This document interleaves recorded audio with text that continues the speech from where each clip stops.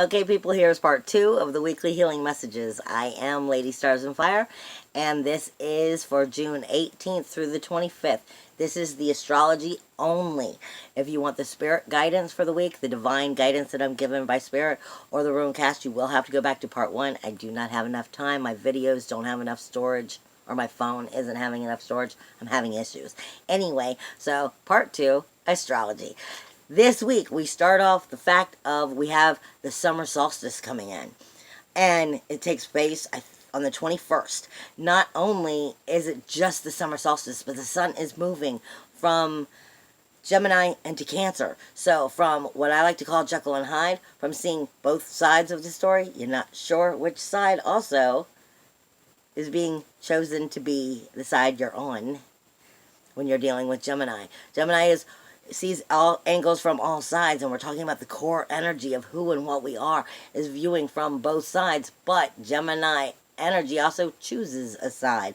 Then we move into Cancer. The sun does. Your core energy, who and what it is you are and how you shine, is going to be showing up through the summer solstice, like I said, going from Gemini into Cancer that same day.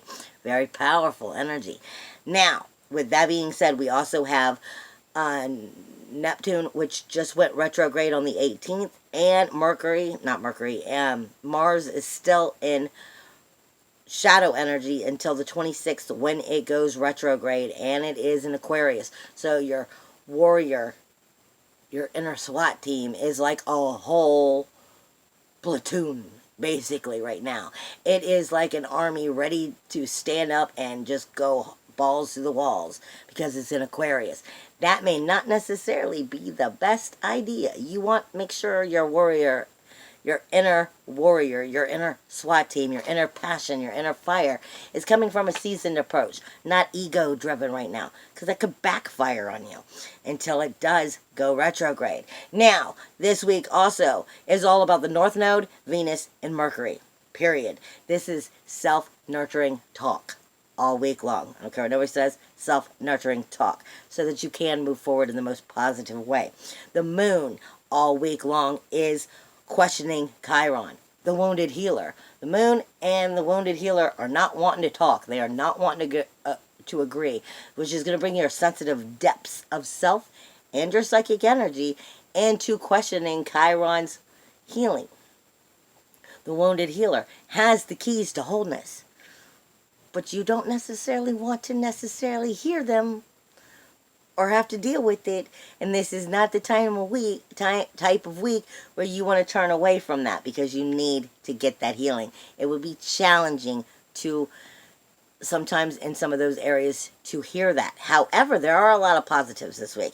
You have a grand water trine. Neptune in the universal 12th house is speaking to Jupiter in Scorpio, the universal 8th house, and it is speaking to Mercury and Pallas in Cancer, the universal 4th house. So you're talking about relationships and karmic home energy, karmic home energy, and relationships, what they're responsible for. How do we heal them and start to move forward?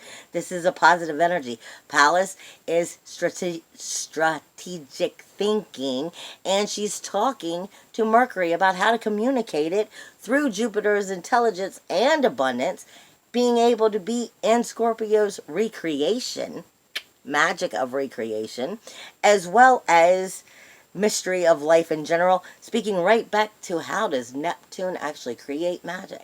This is a positive energy. Stick with it, but listen to what yourself is telling you, your higher self, not ego. Listen to the intuitions here. Don't fight it, because it's going to be telling you what you really need to hear. The North Node and Venus is doing the same kind of thing because it is speaking to Chiron. Chiron is the wounded healer, speaking to those sensitivities in the North Node about what it is you need to know in order to move forward.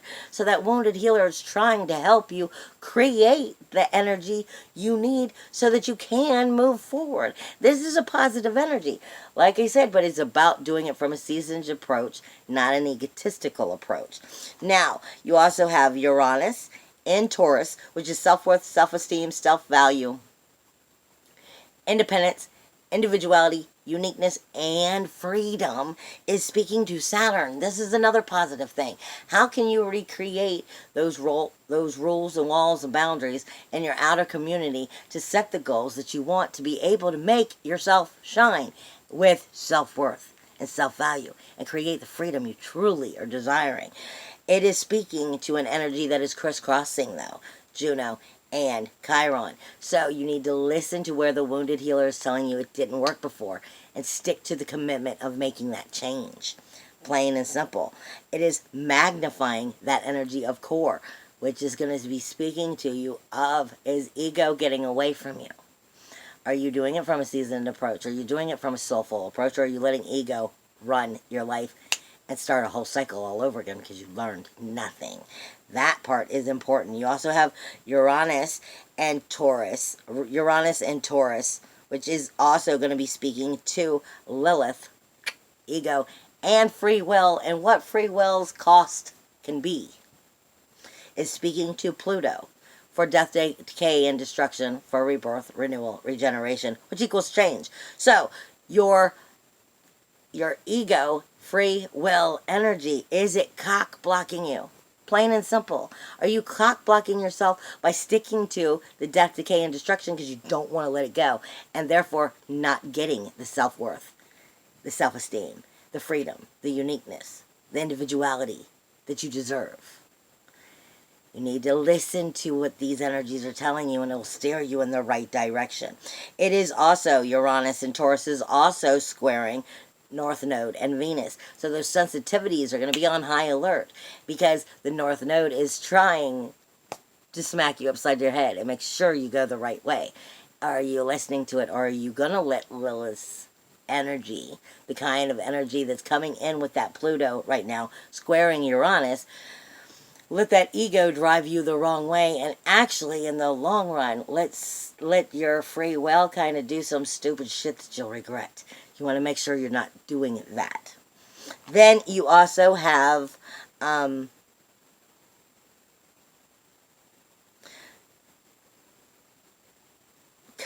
and the sun is also speaking to Saturn. Again, self-worth, self-esteem, not self-worth. Chiron is your wounded healer, the gatekeeper of wholeness, is speaking to where are these rules and these boundaries and these walls created falsely? Where are they not helping? And where do they need to be recreated or reconstructed or shifted, just like so, to help make sure that you get what you're trying to get to? It's a positive, really, really great, magical week. As long as you don't let ego and free will cock block you. I love you. Hugs and kisses in the wind, everybody. Bye.